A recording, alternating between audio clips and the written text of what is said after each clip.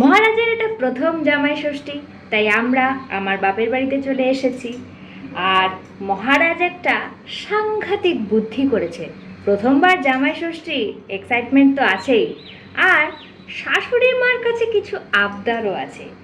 এদিকে লজ্জার চোটে মুখ ফুটে বলতেও পারছে না। কি বুদ্ধি করেছে জানেন? দেখুন দেখুন কি উপায় করেছে আপনাদেরকে দেখাই। একটু হাতটা নামাও, ফোনটা নামাও। কেন? এটা দেখি, দেখাই। এই দেখুন, ওর টি শার্টটা খালি একবার দেখুন। বিরিয়ানি, ফুচকা, চা, রসগোল্লা, পান্তা ভাতে ইলিশ ভাজা, মুইঠা, পাতুরি, মালাইকারি, পায়েস, চাটনি, পাঁপড়, পান। আচ্ছা, তুমি কি জেনে বুঝে এই টি শার্টটা একেবারে সকালে ঘুম থেকে উঠেই পরে নিয়েছো? না না, সত্যি করে বলো। না, এটা হতে পারে না, এটা একটা প্ল্যান। মানে এটা কি মুখে বলতে পারছো না? এটা পড়েছো যাতে মা সব দেখতে পায় তোমার আবদারগুলো? না না, সেরকম কোনো ব্যাপার না। বাজে কথা বলো না।